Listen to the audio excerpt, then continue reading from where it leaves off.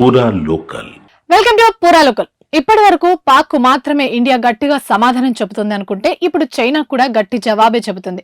ప్రస్తుతం India China మధ్య trade war నడుస్తోంది. భారతదేశానికి ఎగుమతి చేసే రేర్ ఎర్త్ మ్యాగ్నెట్స్, ఎరువుల సంబంధిత ప్రాడక్టులపై చైనా రిస్ట్రిక్షన్స్ పెట్టింది. దీన్ని ధీటుగా ఎదుర్కొనేందుకు ఇండియా కూడా రెడీ అయింది.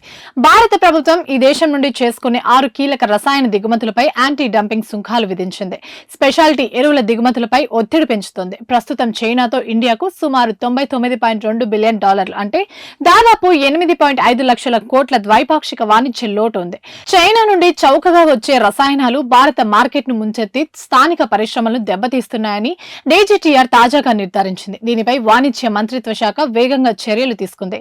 కిలోకు $20.87 నుండి టన్నుకు $2,000 వరకు అదనపు సుంకాలు విధించింది. ఈ సుంకాలు తదుపరి 5 ఏళ్లు అమల్లో ఉంటాయి. ఫెర్టిసైడ్, హెర్బిసైడ్ ఉత్పత్తికి కీలకమైన పీడీడీఏ పై టన్నుకు $2,017.9 వరకు యాంటీ డంపింగ్ డ్యూటీని ప్రభుత్వం విధించింది. భారతదేశం సుంకాలతో గట్టిగా స్పందిస్తున్న తరుణంలో చైనా నుండి స్పెషాలిటీ ఎరువుల షిప్మెంట్లలో గత 2 నెలలుగా వివరణ లేని ఆటంకాలు ఎదురవుతున్నాయి. ఆసక్తికరంగా ఇవే ఎరువులు ఇతర దేశాలకు సజావుగా సరఫరా అవుతున్నాయి. ఇది ఆలస్యం కాదు, ఇది ఒక స్ట్రాటజిక్ ఒత్తిడి అని ముంబై ఆధారిత అగ్రి ఇంపోర్ట్ కంపెనీ అంటుంది. ఈ ఎరువులు పండ్లు, కూరగాయల సాగుకు అధిక దిగుబడి కోసం కీలకం. ఈ కొరత కొనసాగితే ఆహార భద్రత, లక్షలాది రైతుల జీవనోపాధికి ముప్పు వాటిల్లవచ్చని నిపుణులు హెచ్చరిస్తున్నారు. సుంకాలు, ట్రేడ్ బ్యారియర్స్ తో పాటు భారతదేశం దీర్ఘకాలిక వ్యూహాలపై దృష్టి సారిస్తోంది. ఎరువులు, రా మెటీరియల్స్ ను ఇజ్రాయెల్, కెనడా, మొరాకో వంటి ప్రత్యామ్నాయ దేశాల నుండి దిగుమతి చేసుకోవాలని చూస్తోంది. లోకల్ గా speciality agri inputs, industrial chemicals ఉత్పత్తిని పెంచడానికి స్థానిక తయారీదారులకు ప్రోత్సాహకాలను ప్రకటించింది.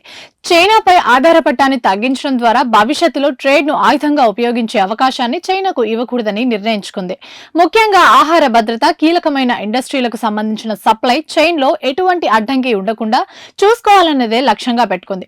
మరోవైపు రేర్ ఎర్త్ ఎలిమెంట్స్ నుండి యాక్టివ్ ఫార్మాస్యూటికల్ ఇంగ్రీడియంట్స్ వరకు వివిధ ప్రోడక్ట్ల సప్లై చైన్ ను రాజకీయ ఒత్తిడి కోసం చైనా ఉపయోగిస్తుంది.